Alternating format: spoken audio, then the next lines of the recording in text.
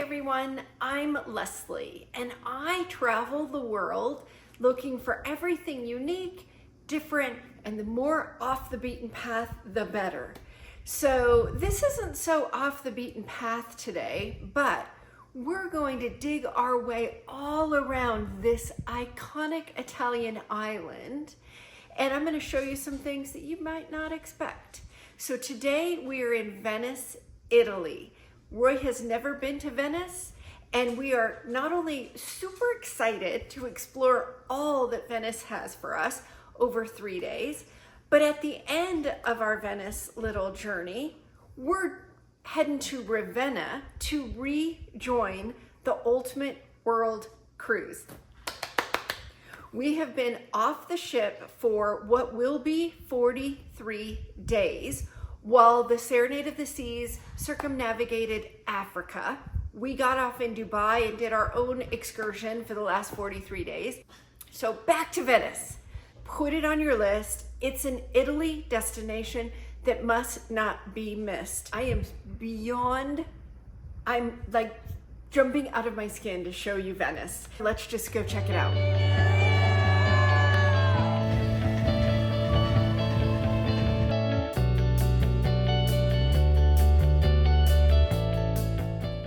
So if you watched my last video, we were in Verona and the Dolomites. We took a car from Verona up to the Dolomites and then took the car from the Dolomites back here to Venice. So you always know when you're arriving into Venice because of the water taxi. So I want to show you these water taxis because there's a couple of different ways that you can get from the train station or the airport into Venice on these water taxis. There's the blue line, we'll call it, because it's an Italian word I can't pronounce. And then there's just private water taxis. So if you have a group of people maybe sharing the cost of a private water taxi, it could be beneficial. The private taxi, of course, is going to take you directly to your destination, but it's expensive. So the blue line is kind of the think public taxi service. There's a lot more stops, but it's way cheaper. You're tired when you first get in and you just want to grab your taxi and get to your hotel, but just be careful when you get in these water taxis because it can be the difference between a few euro and a boatload of euro.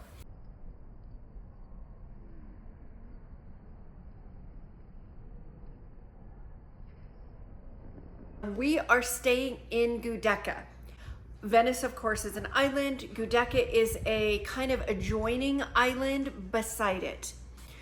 We made a strategic choice here because, for a couple of reasons. There's a hotel on the Giudecca side that I stayed in when I was here last time.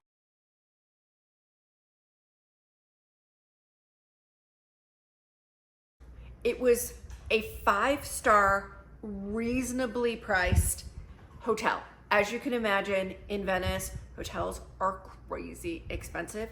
And so this kind of ticked both the boxes to get a really nice place and have it be affordable. But it's across the water.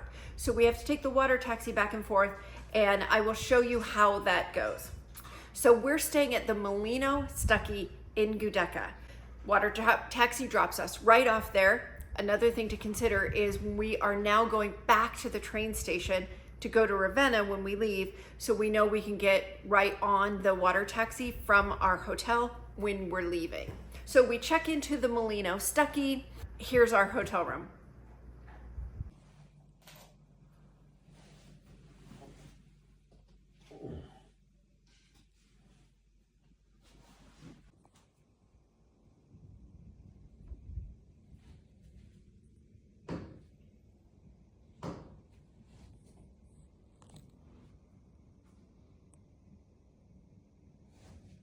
So we've fully checked out the hotel room and we're unpacked. We're ready to just go. It's like 2 o'clock.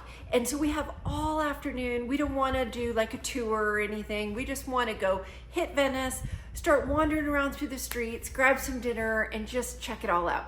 But remember, we're now in Giudecca. We've got to get to Venice, and how is that going to work? the Molino Stuckey has a taxi that literally stops there and takes you across. They have a schedule, and it was included in our hotel rate. And so we can just take the water taxi back and forth. And for the difference in the cost of the hotel and being on the Giudecca side, which I'll show you more about, that turned out to be so super cool. We actually really loved it. There's definitely pros and cons to being right in the center of Venice, but the con is that it's so expensive. So as you'll see, this is a great alternative. So we jump on the water taxi. It takes us right over to San Marco Square. We jump off and we just want to roam around and check it all out.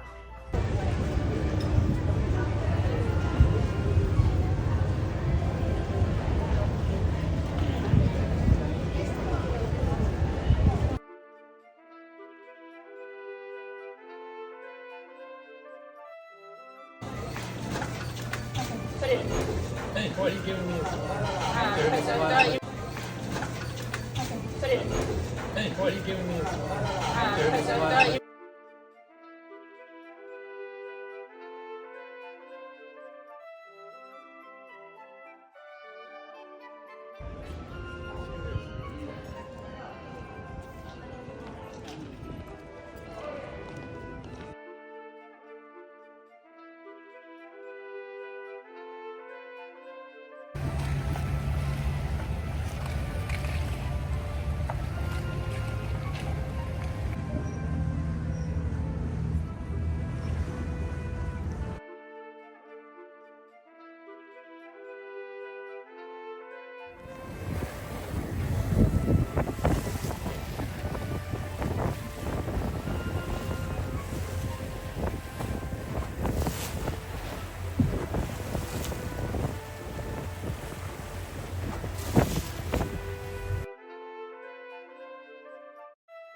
So you may say, you're in Venice, you need to ride in a gondola. Gondolas in Venice are like peanut butter and jelly. You can't be there and not do it, but you just need to be prepared that the gondolas are regulated, most of them. It should be about 80 euros. It goes up to 100 euro after 7 o'clock.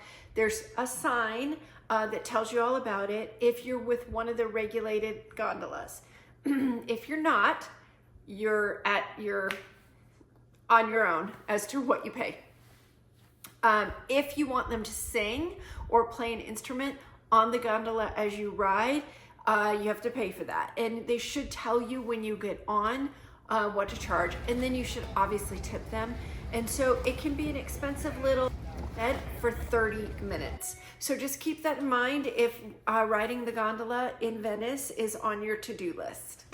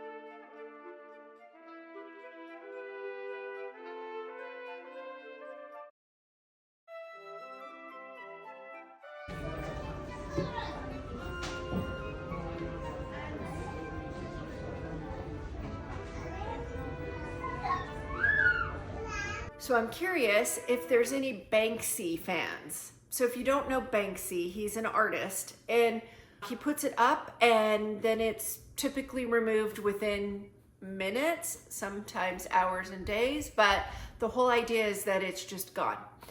And there is a Banksy art piece in Venice that's still there. And who's a Banksy fan? Who's a really, really big Banksy fan? So of course I got to search out the Banksy piece in Venice. It's Migrant Child is the piece, and it was painted on the canal wall, and I found it. And it's in disrepair. They're actually working to maintain it and keep it there, which that in and of itself is special since his work is typically gone. So it was really cool to see this, and especially cool for me since I'm such a huge fan.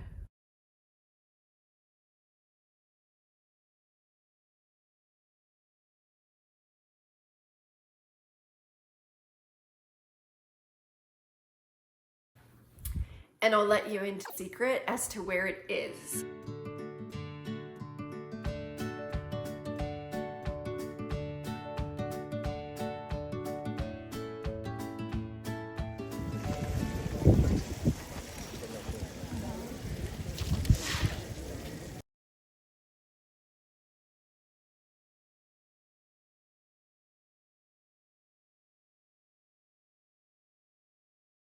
Let me tell you about San Pantalon Church. It has an Italian name I can't pronounce, so we're gonna stick with San Pantalon. Which I'm thinking Pantalon in Spanish is pants. I wonder if it is in Italian too. I digress. Anyway, we stumbled on this church as we were roaming the little streets in Venice.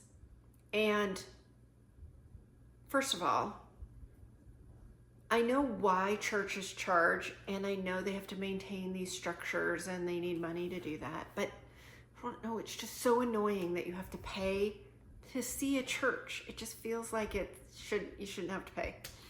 And we've paid for churches all over the world, and I want to see every single one of them, and so, I don't know. It just feels like you shouldn't have to pay to go to see a church. But anyway, San Pantalon, we didn't pay, it's free.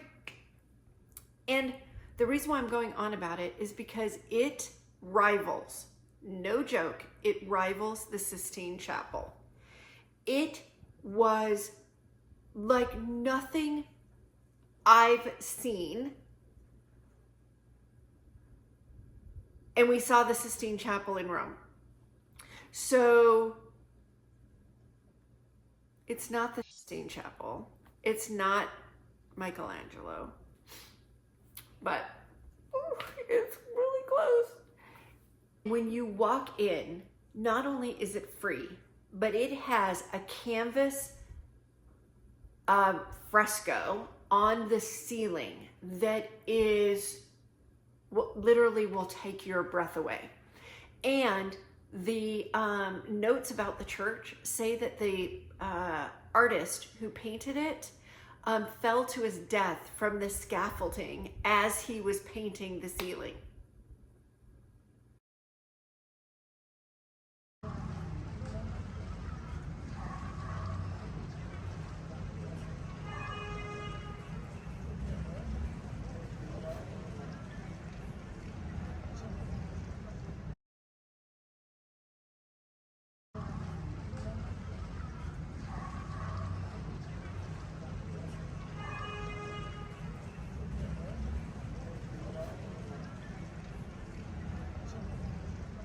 I guess if you are dying doing what you love, that's not a horrible way to go, but yeah, you have to see it. If you're in Venice or anywhere near Venice, this is a reason to go. And I know it's a church, but OMG, it is remarkable.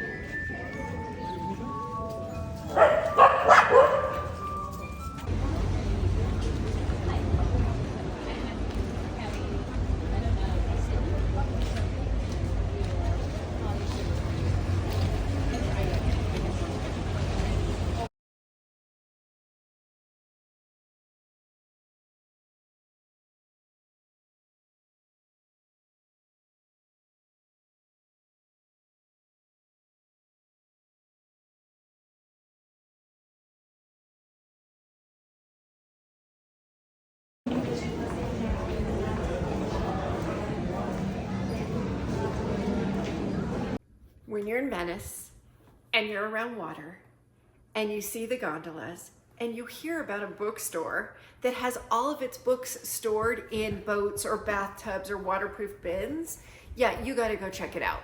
So let me tell you about Libreria Acqua Alto. It is a bookstore that's quote unquote the most beautiful bookstore in the world, or so they claim. And it is a tourist site. We kept saying, I wonder if they sell anything, any books, because there was a line of tourists to get in to see it. But it was worth seeing. You walk in and there's a huge gondola right in the center of the store. And it's filled with books. There are books in bins on the floor. There are books in bathtubs. They did that because Venice floods. And so this bookstore is right on one of the canals. And so it was constantly flooding. So they just put all the books inside a gondola and bathtubs and all of these bins. And then it became like this tourist stop in and one way out. So they kind of direct all the tourists through. And the out is through the fire escape, which takes you out onto the fire escape, across books to then get back down into the alley on the other side of the store. Totally quirky, totally whimsical, but a must-see if you're in Venice. Funny little side note, Libreria Acqua Alta literally translates to bookstore on high water. And you run in a bookstore and, you know, you got inventory.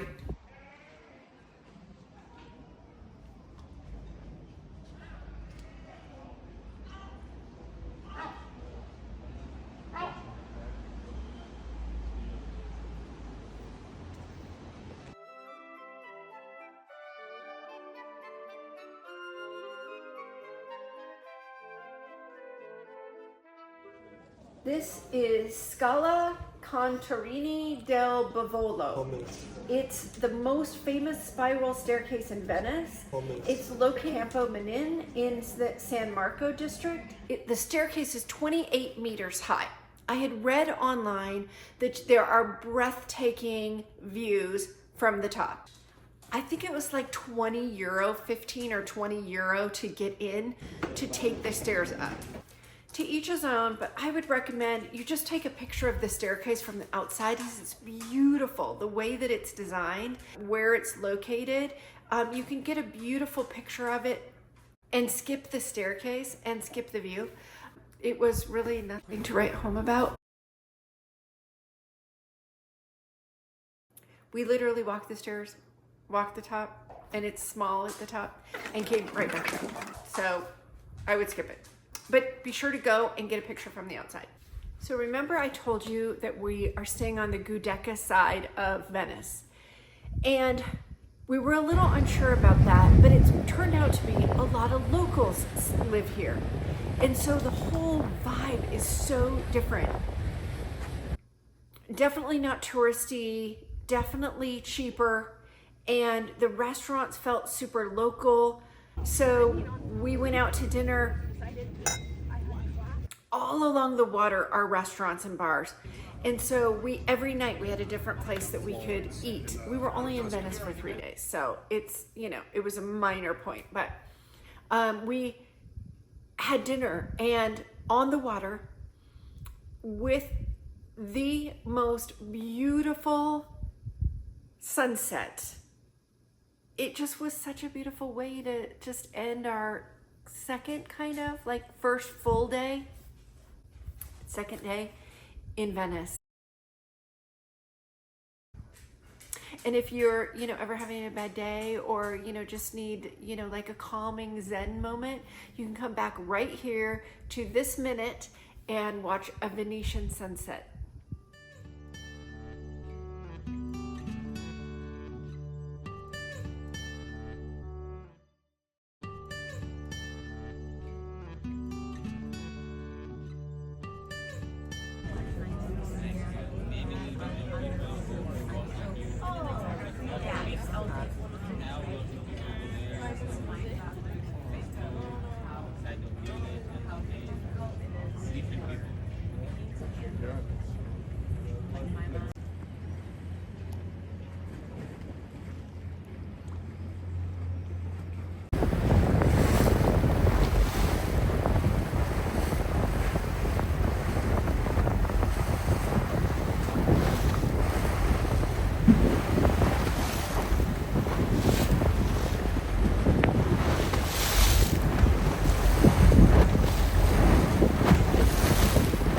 So our second full day in Venice, we're going to explore some more, but our specific intent today is to do a tour of the Doge Palace.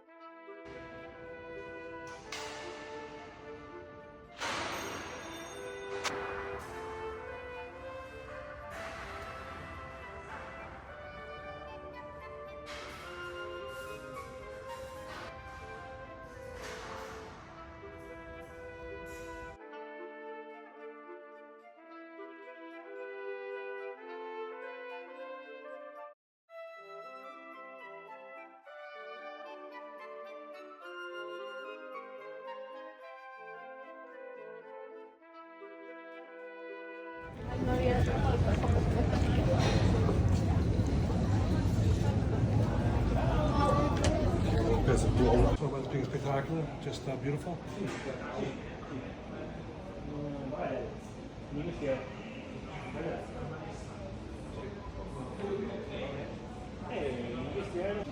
Facing the Venetian lagoon and just steps from Piazza San Marco, this 5-star property has a rooftop offering spectacular views of the beautiful landmarks of Venice.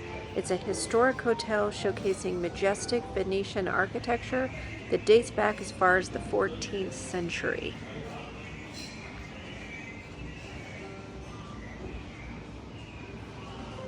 When you take the water taxi and get off at St. Mark's Square, you'll see the Hotel d'Annaly directly in front of you. It's just to the left of the Doge Palace, so it's a good stop while you're here.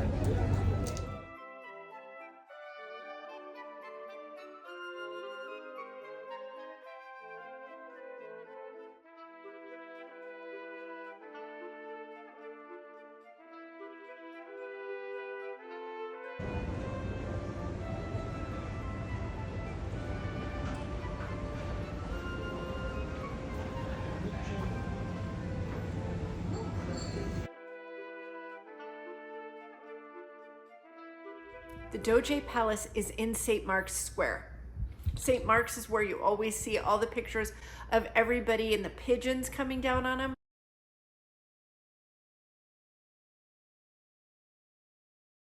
They've stopped that whole pigeon thing, but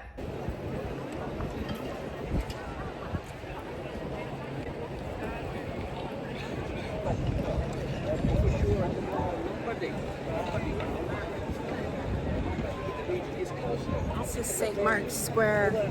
Oh, it's so beautiful. This is where you always see all the videos of the pigeons. And that's St. Mark's Basilica right behind me.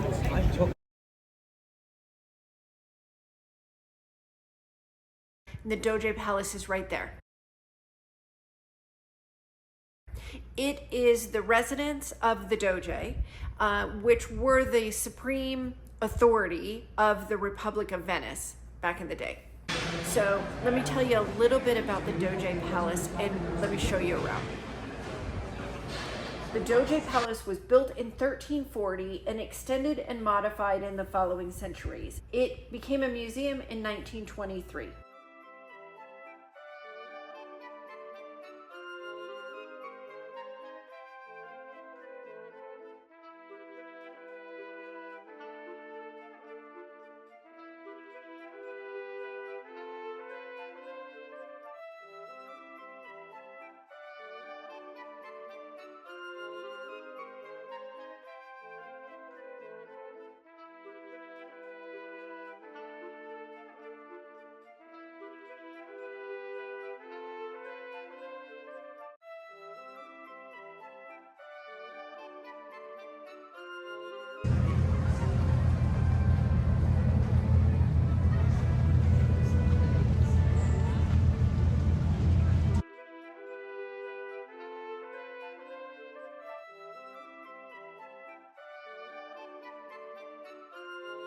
Prior to the 12th century, there were holding cells within the Doge Palace, but during the 13th and 14th century, more prison spaces were created to occupy the entire ground floor of the southern wing.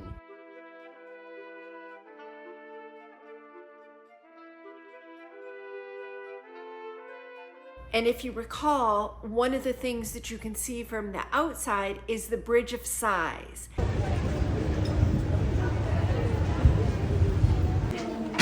This is the Bridge of Sighs.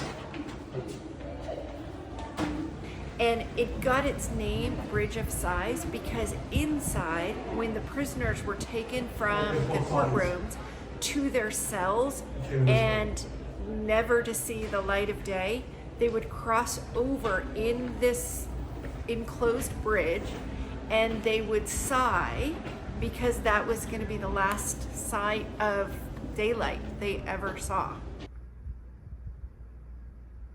If you book the tour online, it's discounted. Typically it's about €13 if you book it online. If you wait to get it when you're there, not only may it not be available, the tickets are more expensive. So if you know when you're going and can prepare, book it online. The tour is exceptional. Our tour there was maybe 10 of us. The woman was so knowledgeable.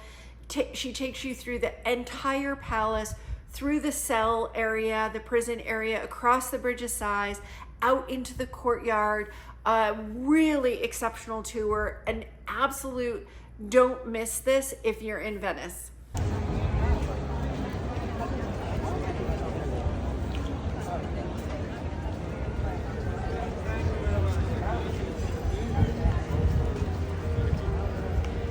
So again, we're wandering the streets of Venice and we're gonna try to find a restaurant. Prior to leaving on the Ultimate World Cruise, I had scouted out each one of our ports, including Venice, and in each port I had 3 or 4 restaurants so that we could go in prepared and not be searching for a good place to eat.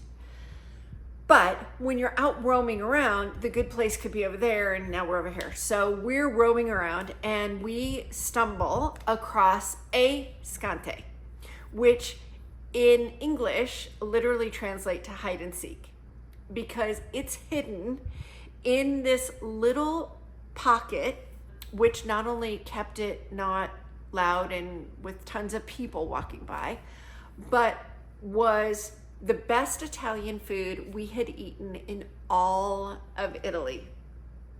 We'd eaten in some great restaurants, but this was straight up traditional Italian. The service was impeccable. The food was extraordinary.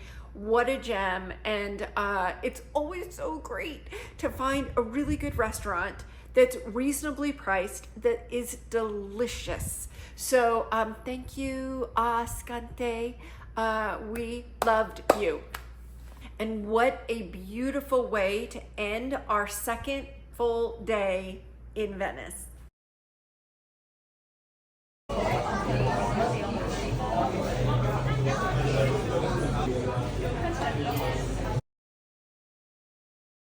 Second half, Germany made it 2-0. Musiala again involved. It was a good finish from İlkay Gündoğan.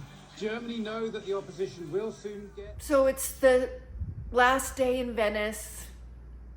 It's kind of bittersweet. We have to say goodbye to Venice. But it's super exciting because we get to rejoin the Ultimate World Cruise. We have missed everyone on board. We've missed our cabin and our bed and our shower. And we're just ready to get back into the World Cruise swing. You may not know, the World Cruise was split up into segments. One of the segments starts in Venice. So there are passengers coming from all over to begin their cruise from Venice on the Ultimate World Cruise. So Royal Caribbean reaches out to us and says, hey, we're picking up a whole bunch of other passengers from Venice. Do you want us to pick you up too? We'll send the coach. You take the coach from Venice to Ravenna and reboard the Ultimate World Cruise. How awesome is that? Because yes, then we don't have to take the train. The bus is Royal Caribbean sponsored, so we know no matter what happens, they're gonna wait for us to reboard. So it's perfect. It's super reasonably priced. We take the water taxi back to the train station. The bus is there waiting for us. I am not sponsored or paid by Royal Caribbean, but I cannot tell you how exceptional they have been from the beginning to the end of everything that has been involved in this world cruise, and specifically in regard to us disembarking for our independent journey that we've now done for 43 days off the ship. If you don't know this also, they retained our cabin on board. They retained all of our stuff on board. They went around Africa. We got off in Dubai, and we are rejoining them in Ravenna. And as you will see, we get back on in Ravenna, and it's as if we never left. Just they reimbursed us for the 40 days that we were off the ship. We took that money and did our own thing for 40 days. And just a side note, I budgeted everything that we did in those 40 days, and the amount of money that Royal gave us back from the Ultimate World Cruise fare for those 40 days was almost exactly what we used traveling from Dubai to Egypt to Jordan to Italy for 25 days to London, flying to London, back to Milan, to a train to Verona, to Switzerland, to the Dolomites, to Venice, and back on board. Like, the gratitude and yeah, my heart is so full. Anyway, they send a coach, we get on, we take the coach back to Ravenna.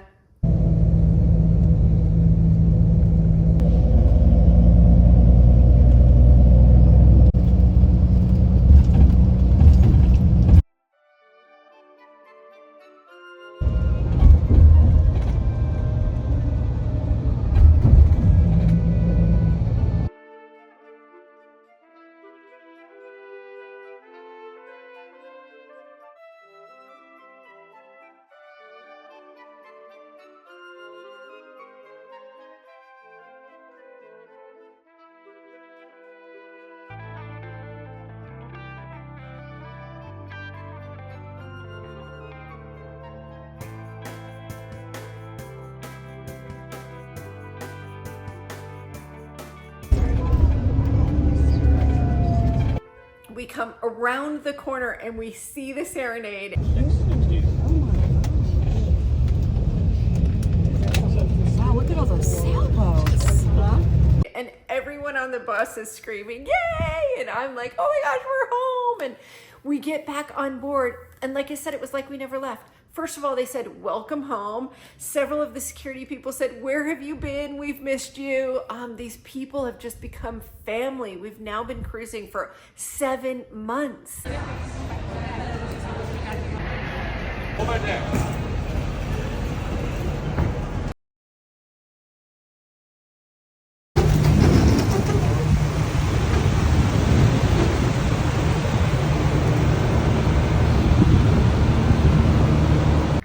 Oh my God, we are back on board. We're back on the Serenade for the Ultimate World Cruise, and we're so excited. We're so excited to sleep in our bed, to use our shower, to put our bags and my backpack off my back, to see our friends, to be back on board, to walk these hallways, to see all the stuff, to drink for free, eat for free, travel for free. Well, not free, but free. For already paid for, so it's basically free. And just be home. So here comes Europe. It was just so great to see everyone again.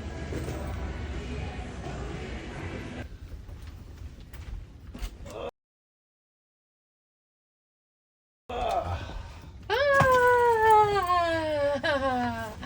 home! Yay! And all our goodies for us since we were gone.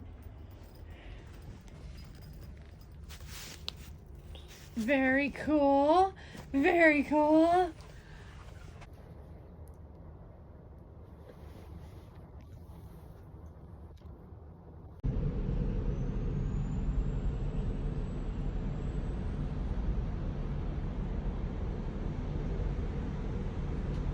And so great to be in the dining room with all of our friends again, and the band is back together, and that's a wrap on Venice.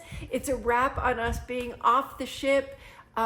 Just a beautiful part of our experience, and we loved Venice. There's absolutely nothing not to love about Venice, and you could do Venice and do Venice and do Venice. Side note, you can go to Murano.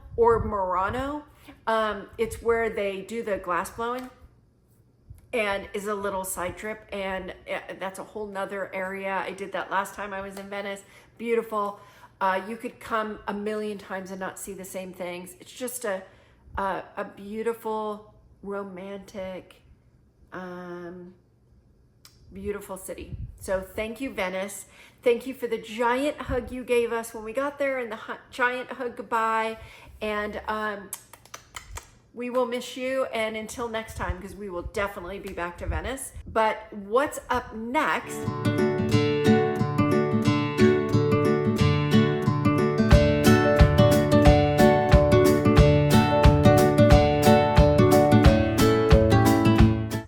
We are now back on the trek to all of our port stops in Italy. We're going down to Sicily and all of that area. Next stop is Trieste, the boot part of Italy. So stay tuned for that. And until Trieste and the boot, or the flip, the boot of Italy, until then, bye for now.